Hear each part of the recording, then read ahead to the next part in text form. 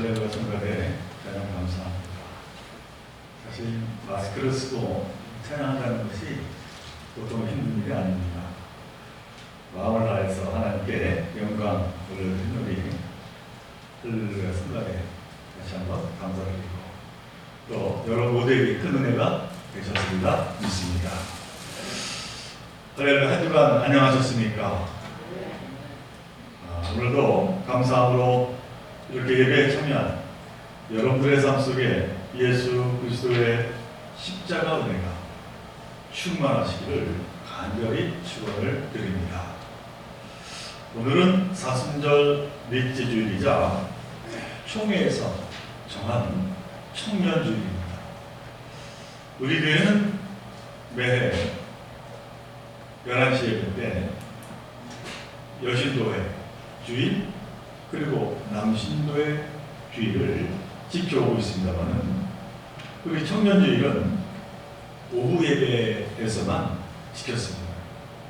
그래서 이렇게 청년주일에 대해서 생소하게 우리가 느끼게 됩니다만 그러나 교회가 제정하여 지킨 이 청년주일이 올해로 무려 68년째라고 하니까 오랜 전통과 역사를 가진 기념주일이라고 그렇게 말씀을 드릴 수가 있습니다. 그러므로 앞으로 우리 조원교회도 1년에 한 번 이처럼 청년주일을 지키고 우리 청년에 속한 청년들 더 관심하고 격려하는 그 귀한 기회로 삼았으면 하는 바람을 가지고 있습니다.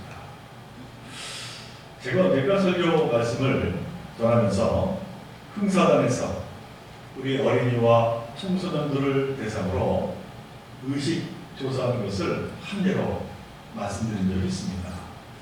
그 예 가운데 하나가 참고서를 빌려주기 싫어서 친구에게 이 참고서가 없다 이렇게 거짓말을 한 적이 있는가요? 라고 하는 물음에 대한 대답을 살펴보았습니다. 그랬더니 초등학생은 12%가 그런 적이 있다 대답을 했고 고등학생이 이르러서는 무려 44%의 학생들이 그렇게 대답한 적이 있다라고 이야기를 했습니다. 그런데 지금에 와서 이 물음에 대해서 다시 이제 질문을 그들에게 던졌더니 초등학생은 무려 19%, 고등학생은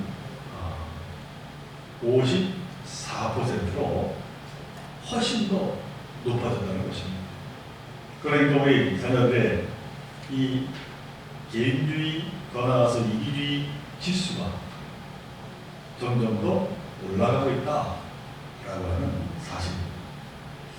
자, 그런데 이러한 질문에 더해서 얼마 전에 또 이 흥사단 투명사회운동본부 한 센터에서 이 청소년 정직 지수 조사를 위해서 전국 고등학생 11,000명을 대상으로 다음과 같은 질문을 던졌습니다. 15번이 생긴다면 죄를 짓고 감옥에 가도 괜찮다고 생각합니까? 하는 질문입니다. 그러나 고등학생 가운데 무려 56%가 10억이 생긴다면 죄를 짓고 1년 정도 감옥에 가도 괜찮습니다. 이렇게 응답을 했다는 것이죠. 여러분은 이러한 결과에 대해서 어떻게 생각하십니까? 우리 청소년들의 이런 의식이 어디서 나온 것이겠습니까? 이는 오늘 우리 사회의 어두운 모습을 투영한 결과라고 말할 수가 있을 겁니다. 좀 더 구체적으로 말하면 오늘 우리 사회의 물씬 숭배 그리고 이기주의가 팽배하면서 그만 우리의 자녀들인 청소년들의 윤리의 의식이 침몰하고 있는 것. 그리고 무엇보다 그들이 본이어 살아갈 이 땅 청년들의 그 암묵한 현실이 그러한 비윤리적이고 비상식적인 대란으로 그렇게 드러나게 되었다 말씀을 드릴 수가 있습니다. 그리고 못내하시는 것은 이러한 결과가 나오기까지 우리 사회에 1000만 명이나 되는 이 땅의 수많은 교회와 그리스도인들이 우리 청년들에게, 청소년들에게 선한 영향력을 제대로 끼치지 못했다라고 하는 그 반증을 드러낸 결과라고 말씀을 드릴 수가 있습니다. 우리는 더욱더 우리 청소년들의 선한 영향력을 어떻게든지 끼치고자 하는 그 수고와 섬김을 가져야 될 줄로 믿습니다. 저는 오늘 이사야 65장의 말씀을 본문으로 드리겠습니다만, 이 말씀 안에는 하나님께서 새 하늘과 새 땅을 창조하셔서 예루살렘에는 기쁨이 가득 차고 주민들은 행복할 것이라고 하는 그 희망의 예언의 그 내용들이 들어있음을 봅니다. 그런데 이러한 희망의 언어 소리는 사실 그 당시의 현실이 얼마나 힘들고 괴로운지가 역설적으로 드러나 있다, 이렇게 말씀을 또한 드릴 수가 있습니다. 오늘 본문인 이사야 65장의 배경은 이 이스라엘 백성들이 노예 생활에서 해방되어서 바벨론으로부터 이제 본국 고향으로 돌아온 그 직후의 상황이 있습니다. 그런데 얼마나 그들이 감개무량했겠습니까? 그러나 그 기쁨도 잠시 돌아온 현실은 너무나도 참담했습니다. 예루살렘은 황폐함 그 자체였고, 정치적으로나 경제적으로나 신앙적으로 말할 수 없는 참담한 모습을 드러냈기 때문입니다. 그리고 그때의 현실을 보려면 오늘 본문의 말씀을 뒤집어서 읽어야 합니다. 오늘 본문 18절에서 기뻐하며 즐거워할지니라 라고 얘기했지만 현실은 너무나도 슬프고 괴로웠다라고 하는 거예요. 18절에서 우는 소리와 부르짖는 소리가 그 가운데에서 다시는 들리지 아니할 것이라 라고 했지만 여기저기 배고파 죽어가는 사람들뿐만이 아니고 수많은 통곡의 소리가 들렸다라고 하는 거예요. 또 20절에서 몇 날 살지 못하고 죽는 아이가 없을 것이고 수명을 다 채우지 못하는 노인도 없을 것이다 라고 했지만 태어나자마자 너무나 열악하여 죽어가는 아이들이 지천이었고 노인은 제 수명을 채우지 못하고 죽어가는 절망의 그 상황에 그들이 놓여 있었다라고 합니다. 또 21절에서 자기가 집을 지은 사람들이 자기가 지은 집에 들어가 살 것이고 포도나무를 심은 사람들이 자기가 기른 나무의 열매를 먹을 것이라 라고 얘기했지만 현실은 그 반대로 자기의 지은 집을 빼앗기고 자기가 수고하고 땀 흘려 지은 것들이 도둑 맞는 상황이었다는 것입니다. 23절에서 그들은 주님께 복받은 자손이며 그들의 자손도 그들과 같이 복을 받을 것이라고 말을 했지만 가족들과 후손들은 도리어 재난 당하여 미래를 볼 수가 없는 상황이었다는 것. 또 24절에서 그들이 부르기 전에 내가 응답하며 그들이 말을 마치기 전에 내가 들어주겠다고 했지만 하나님을 목놓아 불러도 별 응답이 없는 듯이 아무도 도와주지 않았다는 것입니다. 25절에서 이리와 어린 양이 함께 풀을 먹으며 사자가 소처럼 여물을 먹으며 뱀이 흙을 먹이로 삼을 것이다. 나의 거룩한 산에서는 서로 해치거나 상하게 하는 일이 전혀 없을 것이다 라고 하였지만 그 현실은 반대로 사방에는 이스라엘에서 꾀적인 이방인들이 잡아놓쳤고 도둑들과 강도들이 가득해서 늘 목숨의 위험을 느끼며 살아가는 그러한 암울한 그러한 상황을 그들이 맞이했다라고 합니다. 너무나도 절망적인 상황을 그들이 맞이한 것입니다. 오늘날 이 땅의 청년들, 특히 이 코로나 사태 이후에 한겨레 경제사회연구원이 진행한 청년 의식조사에서 이 청년들이 보인 반응, 어떤 면에서 보면 이처럼 이사야의 그 상황과 별반 다르지 않은 것 같습니다. 그 조사에 의하면 현재 무려 67%의 청년들이 자신의 삶이 너무나 절망적이고 불안하다 이렇게 답변을 했다는 것입니다. 곧 희망이 보이지 않는다는 겁니다. 며칠 전에 텔레비전에서 한 여자 청년의 인터뷰 장면을 제가 보게 되었습니다만, 그녀는 열심히 나름 외국어를 준비해서 외국 기업에 이제 취업을 하게 되었다는 것입니다.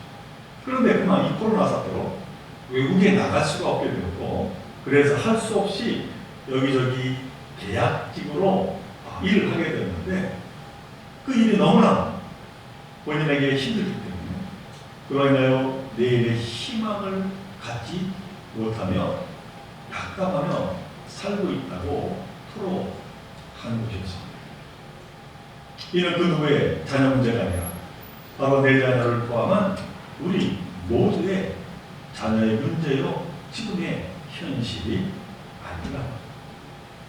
그러므로 사랑하는 조국의 성도 여러분, 꼭 여러분들의 자녀들이 취직이 안 되고 지금은 놀고 있다고 너무 마음을 하지 마시기 바랍니다. 시대가 그렇습니다. 오히려 위로하고 힘을 불어 넣어주시기 바랍니다. 특별히 초원교회 청년들을 늘 여러분들 바라보시며 격려해 주시고 위해서 기대해 주시기를 간절히 바랍니다. 자, 오늘 이 본문의 말씀을 보니까 이처럼 너무나도 암울한 시대, 예언자 이사야는 과연 무엇을 보았겠습니까? 예언자 이사야는 17절에서 하나님의 말씀이 이렇게 제언을 했습니다. 제가 세 번역으로 다시 한번 공유합니다. 보아라, 내가 새 하늘과 새 땅을 창조할 것이니 이전 것들은 기억되거나 마음에 떠오르거나 하지 않을 것이다.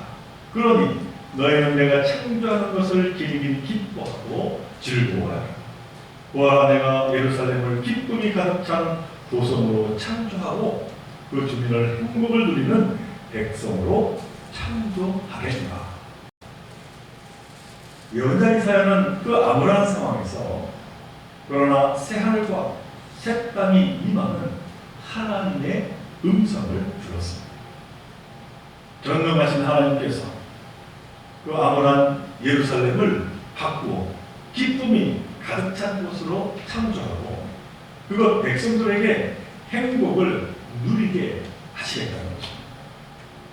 생각지 못한 축복의 약속이 아닐 수가 없습니다. 너무나 암울했지만 그러나 희망이 보였습니다. 근데 여기에 한 가지 조건이 있었습니다. 그것은 다름이 아니라 이사야서 그 다음 장 66장 2절에 나와 있습니다만 돌이킨 곧 회개하라 라고 하는 것이었습니다.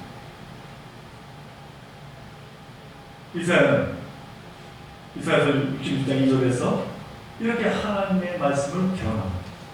나 여호와가 말하노라. 내 손이 이 모든 것을 지었으며 그들이 생겼느니라. 무릇 마음이 가난하고 심령에 통회하며 내 말을 듣고 떠는 자 그 사람은 내가 돌볼 것이라. 이 말씀이 무슨 말씀입니까? 세상 만물을 다 하나님이 만드셨고 하나님의 것이라는 것입니다. 그럼 하나님이 겸손한 사람, 회개하는 사람, 하나님을 경외하는 사람, 하나님의 말씀을 복종하는 사람, 그 사람들을 돌보시겠다는 것입니다. 그들에게 새하늘 새 땅을 주시겠다는 것입니다. 그러나 이런 하나님의 이 말씀, 이사야의 이 대언의 말은 이스라엘 백성들에게는 사실 너무나도 섭섭하고 아쉬운 그러한 내용이 아닐 수가 없었습니다. 그것은 왜냐하면 지금까지 이방 나라에서 죽도록 포로로 고생하다가 겨우 목숨을 유지하고 돌아왔는데 무엇보다 먼저 돌이켜 회개하라 하시니 얼마나 섭섭하겠습니까? 게다가 고국에서 돌아와 보니까 잘 준비되어 있지 않고 너무나 황폐되어 있는 그 도성 앞에서 기쁨은커녕 낙심하고 좌절한 자기들을 향해서 위로하시기는커녕 회개하라고 하는 말. 그리고 사실 노예로 살다가 겨우 돌아온 이 백성들이 무엇을 얼마나 잘못했기에 회개부터 해야 한다 하는가, 아마 그런 생각을 하지 않겠습니다.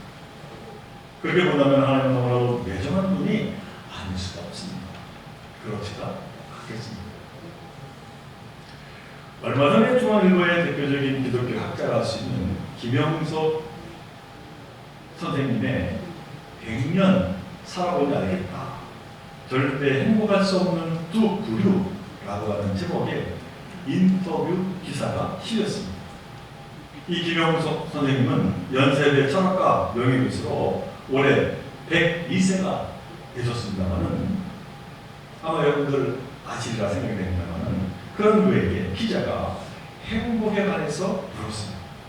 그러자 이 원로 김영석 선생님이 아무리 행복해지고 싶어도 행복해지기 힘든 두 부류의 사람들에서 대해서 이렇게 소개를 합니다.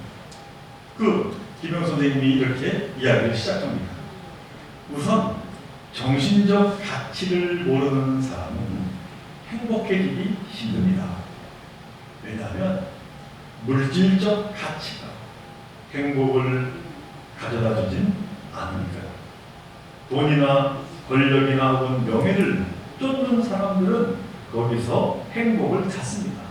하지만 거기서 행복을 찾기는 어렵습니다. 거기에는 만족이 없기 때문입니다. 돈과 권력, 명예욕은 기본적으로 소유욕입니다. 그건 가지면 가질수록 더 목이 마릅니다. 가지면 가질수록 더 배가 고픕니다. 그래서 항상 허기진 채로 살아가야 합니다. 행복하려면 꼭 필요한 조건이 하나 있습니다. 그것은 만족하는 겁니다. 정신적 가치가 있는 사람은 만족을 합니다. 그런 사람들이 행복한 삶을 살더군요. 이렇게 이야기합니다. 그 다음 두 번째는 이기주의자입니다. 그들은 절대로 행복할 수가 없습니다. 이기주의자는 자신만을 위해 삽니다. 그래서 인격을 못 가집니다. 인격이 뭔가요? 그건 인간관계에서 나오는 선한 가치입니다. 이기주의자는 그걸 갖추기가 어렵습니다. 인격의 크기가 결국 자기 그릇의 크기입니다. 그 그릇에 행복을 담는 겁니다. 이기주의자는 그릇이 너무나 작기에 담을 수 있는 행복도 작을 수밖에 없습니다. 그렇게 김영석 선생님은 말을 마칩니다. 언뜻 들으면 누구나 할 수 있는 당연한 말 같습니다. 그런데 100년의 삶, 100년의 안목으로 우려낸 삶에 대한 통찰이라고 생각하면 커다란 무게로 다가오게 됩니다. 물질적 가치가 아닌 정신적 가치와 그에 따른 만족에서, 그리고 이기적이 아닌 이타적인 인격에서 찾는 그 행복, 이는 우리 기독교에서 말하는 구원과 흡액을 같이 한다는 바로 거기에 참 행복이 있다라는 이야기입니다. 실제로 우리 사회의 문제가 무엇입니까? 먹을 게 없어서 생긴 문제입니까? 입을 옷이 없거나 살 집이 없어서 생긴 문제입니다. 아닙니다. 하나님의 의가 사라졌기 때문에 생긴 문제입니다. 정의로운 성장, 정의로운 나눔이 없었기 때문입니다. 물신주의 숭배가 이 사회에 만연했기 때문입니다. 사람의 중심이 아니라 물질이 중심이 되는 사회로 변해왔기 때문입니다. 하나님을 사랑하던 네 옷을 내 몸같이 소중하게 여기지 못했기에, 물질을 인간보다 더 소중히 여겼기에 바로 거기에 문제가 생겼고, 우리 젊은 청년들이 낙심하고 좌절하는 그러한 사회로 만들어 버리고 만 것입니다. 이 예언자 이사야 당시에 이 이스라엘 사회 상황 또한 근본적으로 이와 다르지 않았습니다. 물론 이스라엘 온 도성은 너무나도 황폐해져 있었습니다. 그러나 그뿐만이 아니라 그들의 인심 또한 황폐해져 버렸습니다. 그들은 가진 것이 너무 없어서인지 남을 배려하는 마음이 없었습니다. 서로도 많이 움켜잡고자 혈안이 되어 있었습니다. 그러다 보니 하나님의 의는 그들 가운데서 그만 사라져버리고 만 것입니다. 세상 만물을 창조하신 하나님을 경외하고 하나님의 말씀에 복종하는 자들을 찾아보기 힘들게 된 것입니다. 이에 이들을 향하여 이사야가 하나님의 말씀을 대언하게 된 것입니다. 나 여호와가 말하노라.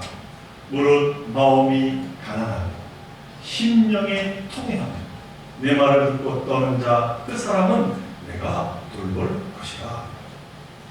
한마디로 세상 가치에서 돌이켜 하나님께 나아가는 것입니다. 통해하며 하나님의 일을 다시 세우라는 것입니다. 그러할 때 하나님이 새하늘과 새 땅, 새 소망을 너희들에게 허락하신다라고 하는 말씀입니다. 제가 언젠가 아마 또 비유로 말씀드렸다 생각되는 것은 우리나라 직장인들에게 그들이 생각하는 중산층에 대해 설문조사를 했습니다. 그랬더니 우리 한국의 직장인들이 생각하는 중산층은 다음과 같았습니다. 빚 없이 30평짜리 아파트 하나 있어야 하고, 안정된 직장에 취직해서 매월 500만 원 정도는 받아야 하고, 자동차는 최소한 2000cc급 중형차를 소유해야 하고, 통장에는 현찰로 1억 원 이상 보유하고 있고, 1년에 한 번 정도는 해외여행을 자유롭게 다녀올 정도가 되어야 중상층이라 나갈 수 있습니다 라고 하는 그런 설문조사의 결과입니다. 여러분은 여기에 속하십니다.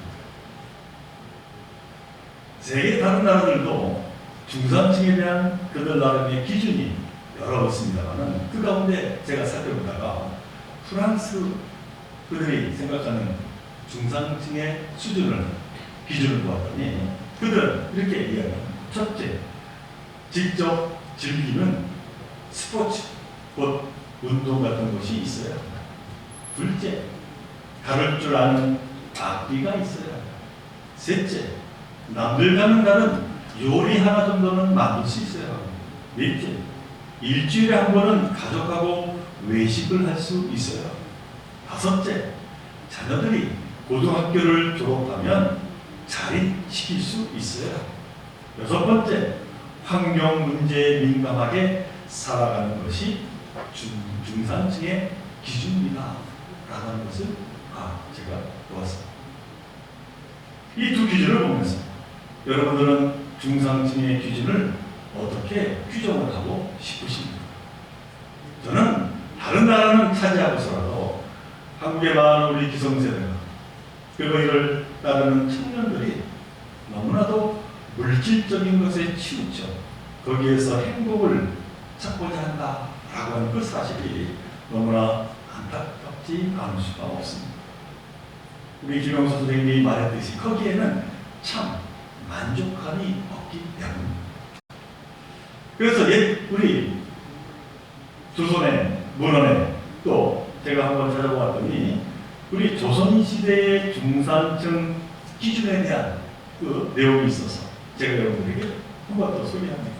거기에 이렇게 적혀 있었습니다. 첫째, 두억한 집에 두억이란 전답이 있고 겨울 속옷과 여름 배옷 각 두어 벌이 있을 것. 둘째, 서적 한 시렁, 검은과 한 벌, 햇볕을 쬐 마루 하나, 차를 다릴 화로 하나, 늙은 몸 구축할 지팡이 하나. 셋째, 의리를 지키고 도의를 어기지 않는 나라의 어려운 일에 발음만 하고 사는 것, 이것이 중상증의 기준이라고 하는 내용이었습니다. 지금 우리보다 어찌 보면 선조들의 의식이 더 건강하지 않나 하는 생각을 해봅니다. 물론 그 옛날 일제식민지와 또 6.25 전쟁 이후로 너무나 이 나라가 힘들었기에 잘 살아보세 하며 힘을 내서 여기까지 온 것은 너무나 자랑스러운 일이 아닐 수 없습니다. 그러나 그것이 그만 폭주하여 그 결과 물질만이 무상이 되어 하나님의 자리를 대신하게 된다면 안타깝게도 이 땅 일에는 없게 된다라고 합니다. 우리가 돌이켜 회개하지 않으면 우리에게는 진정 새하늘 새 땅이 오지 않게 되리라라고 하는 참으로 염려를 우리는 줄 수가 없게 되는 것. 요한복음 14장 6절에서 예수님 우리에게 이렇게 말씀하십니다. 내가 곧 길이요 진리요 생명이니 나로 말미암지 않고는 아버지께로 오는 자가 없느니라. 예수님이 이 말씀을 한 그 나이가 30대 초반입니다. 지금 말하면 청년입니다. 곧 청년 예수님 우리에게 길이요 진리요 생명의 말씀을 하셨습니다. 그런데 그 길이란 고난의 길이었습니다. 세상의 잘못된 가치와 싸우며 세상의 권세와 싸우며 하나님의 의가 살아 움직이는 하나님의 나라를 이루고자 자신의 온몸을 던지셨습니다. 그곳에는 참 자유와 참 해방과 참 행복이 담겨있기 때문이었습니다. 그러므로 사랑하는 종교의 증거 여러분, 우리 또한 비록 이 세상에서 속하여 살지만 이 세상의 가치를 넘어 하늘의 가치를 가슴에 안고 살아가야 될 줄로 믿습니다. 거기에 생명의 삶, 진정한 구원, 행복이 있기 때문입니다. 물론 그렇다고 가난하게 살아야 한다라고 하는 것이 결코 아닙니다. 물질 자체를 죄악시하는 것이 아닙니다. 물질을 탐하는 그 욕심에서 나를 돌이켜야 한다는 것입니다. 그렇게 돌이켜 살아가는 우리의 삶의 모습이 결국 이 땅의 청년들에게 새하늘 새 땅이라고 하는 희망을 보여주게 될 것입니다. 사도 바울은 로마서 8장 37절에서 이렇게 외쳤습니다. 그러나 우리는 이 모든 일에서 우리를 사랑하여 주신 그분을 힘입어서 이기고도 남습니다. 사도 바울의 이 외침처럼 주님의 그 거룩한 삶을 바라보며 거기에 힘입어 생명의 가치로 이 세상을 이기며 믿음 가운데 소망의 삶을 이루어가는 저와 여러분 되시기를 간절히 바랍니다. 그런 가운데서 우리 좋은 교회, 우리의 귀한 자녀들이 주님의 이름으로 자신의 소망의 삶을 이루어가며 더욱더 하나님께 영광되는 자신의 삶을 만들어 가게 되기를 주님의 이름으로 간절히 축원을 드립니다. 우리 함께 기도드립니다. 사랑하는 하나님, 오늘 이사야서의 말씀을 통해서 부족한 저희들의 삶을 돌아봅니다. 저희들 생활할 때 꼭 물질을 우상으로 섬기며 살지 않았는지 돌아봅니다. 저희들 부족하지만은 하나님의 의를 세우며 그 가운데 참 행복을 찾으며 살아가는 저희들 모두가 되게 하여 주옵소서. 우리 자녀들에게 온전한 믿음의 모습을 보이게 하여 주시고 우리 자녀들에게 다시 한번 새 희망을 만들어주는 그 귀한 믿음의 삶을 감당하는 저희들 모두가 되게 하여 주옵소서. 하나님께서 우리 교회 청년들을 사랑하여 주셔서 이 어려울 때지만은 늘 하나님께서 강화로 붙잡아 일으켜 주셔서 세상을 이기며 하나님의 의로 정말로 행복한 삶을 이루어가는 너는 하나님의 은총 그들의 삶 속에 가득하게 하여 주옵소서. 이 모든 것 간절히 바라볼 때마다 우리 주 예수 그리스도 이름으로 감사하며 기도하옵나이다.